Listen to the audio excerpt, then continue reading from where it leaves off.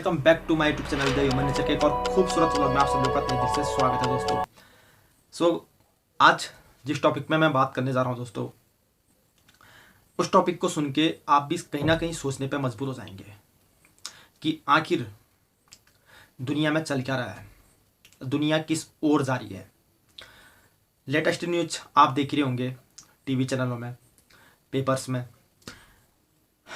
जिस तरह से तालिबान घुस आया अफगानिस्तान में और उसने जो है कि अफगानिस्तान को अपने कब्जे में ले लिया पूरी तरीके से। यानी कि आप कह सकते हैं पूरी की पूरी जो बागडोर अब रहेगी वो तालिबान के हाथों रहेगी। दोस्तों, ये दुनिया के लिए एक बहुत ही दुखद समाचार है। आज इसी पे हमारा टॉपिक रहेगा।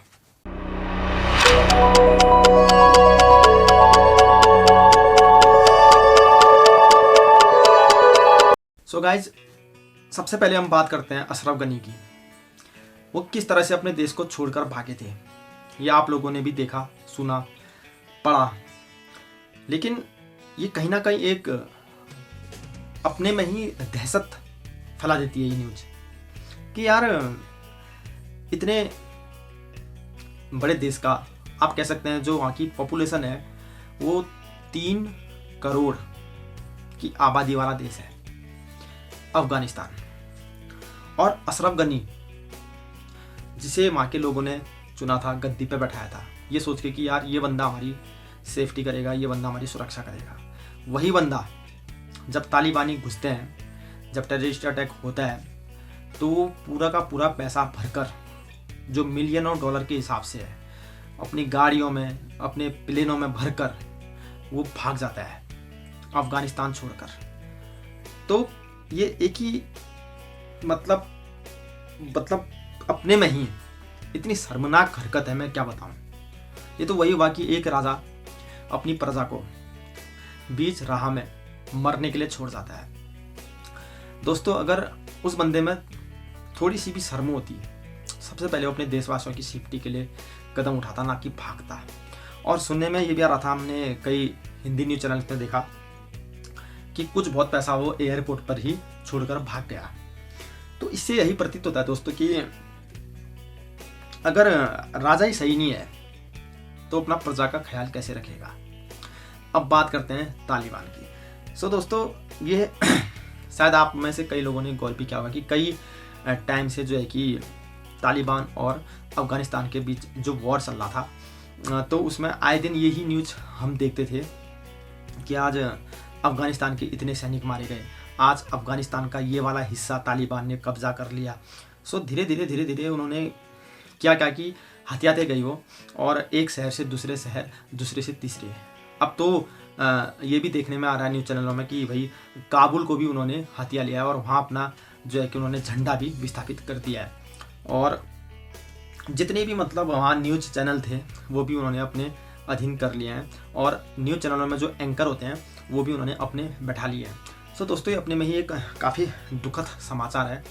जिस तरह से हमने देखा था कि भाई एयरपोर्टों में लोग भरे थे भेड़ बकरियों की तरह, और भेड़ बकरियों की तरह तो भरे थे दोस्तों, लेकिन देखा ये भी गया था कि जिस तरह से 3 बंदे उड़ते हुए प्लेन से गिरे थे, आपने देखा होगा न्यूज़ चैनल में। तो ये कितना एक यार अपने में ही दयनीय दशा दर्शाता है। आखिर उन बेकसूरों का कसूर क्या था यार? वो क्यों किसी की गुलामी करेंगे? आप खुद फील करिए, क्या आप कभी किसी की गुलामी करेंगे? ये गुलामी का दौर होता था दोस्तों बहुत पहले।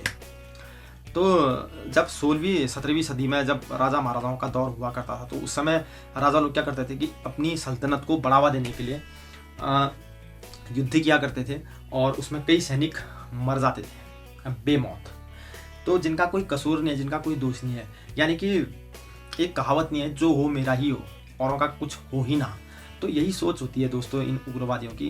तो यही चीज़ देखी गई थी उस समय में, जब राजा महाराजाओं का दौर हुआ करता था। तो वो इसी तरीके से लड़ते थे, मरते थे आपस में। वो ये नहीं सोचते थे कि जिस ज़मीन के लिए हम लड़ रहे हैं वो ज़मीन हमारे साथ कभी जाएगी ही नहीं, क्योंकि ज़मीन तो यहीं रह जाएगी।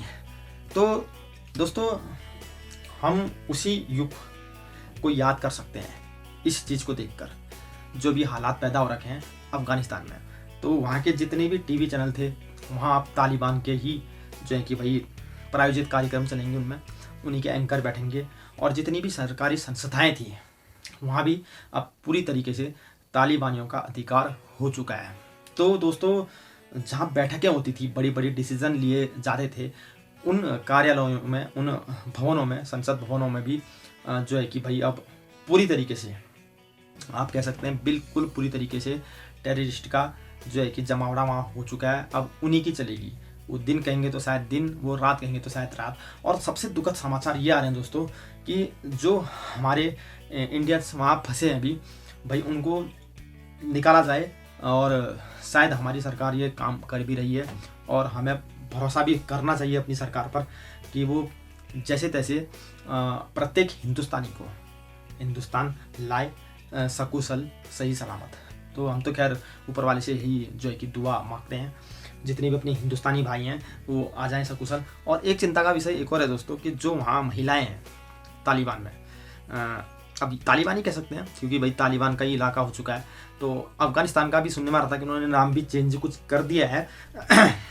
आप देख लेना भाई, न्यूज़ चैनलों में आए दिन खबरें आ रही हैं, तो कुछ हटके उन्होंने नाम दिया है तालिबानियों ने। तो अफगानिस्तान में जो महिलाएं हैं उन पर जो है कि एक अलग तरीके का अत्याचार है। जैसे हम कह सकते हैं कि भाई उनको बिना बुर्के से अब बाहर नहीं भेजा जाएगा, और शायद पढ़ाई वढ़ाई का भी उनको जो है कि है या नहीं है ये भी कोई क्लियर है नहीं, क्योंकि इससे पहले क्या था कि जब तक कब्जा नहीं हुआ था तो वहाँ की महिलाओं को पढ़ने का पूरा अधिकार था, बट अब हालात बदल चुके हैं दोस्तों। तो देखने वाली बात यह है कि यार अब वहाँ के जो नागरिक हैं, जो मूल निवासी हैं अफ़गानिस्तान के, उनको क्या जुल्म सहन करना पड़ सकता है, क्योंकि बहुत दुख की बात है। आप सोच सकते हैं कि जब कोई देश हाईजैक कर लिया जाता है, किसी का गुलाम बन जाता है, तो अपनी ज़िंदगी में अपना अधिकार ही नहीं रहता। तो हम हिंदुस्तानियों को ये सोचना पड़ेगा दोस्तों, ये सोचना पड़ेगा कि भाई जब एक कंट्री गुलाम बन जाती है तो उस कंट्री के साथ क्या होता है, कैसी विषम परिस्थितियों में वहाँ के लोग रहते हैं और क्या क्या उनको झेलना पड़ता है। दोस्तों, हमने ये सोचना पड़ेगा, हमने ये फील करनी पड़ेगी, हमने अपनी आज़ादी को यूं ही हल्के में नहीं लेना पड़ेगा। स्वतंत्रता दिवस अभी हाल ही में हमने मनाया है, 15 अगस्त 75वीं वर्षगांठ थी। तो हमने अपने महापुरुषों को याद करना है कि उन्होंने अपना बलिदान देकर हमें आज़ादी दिलाई, इसलिए आज हम इस आज़ाद हिंदुस्तान में सांस ले रहे हैं। सो दोस्तों, जैसे जैसे न्यूज़ आएंगी वैसे वैसे हम आपके सम्मुख पेश करते रहेंगे।